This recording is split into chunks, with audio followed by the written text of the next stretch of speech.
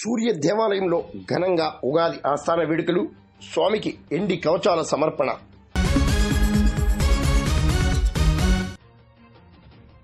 యావత్ భారతదేశంలోనే ప్రసిద్ధి చెందిన పెదపూడి మండలం గొల్లల మామిడాడు సూర్య దేవాలయంలో ఉగాది ఆస్థాన వేడుకలు, పూజలు అంగరంగ వైభవంగా జరిగాయి.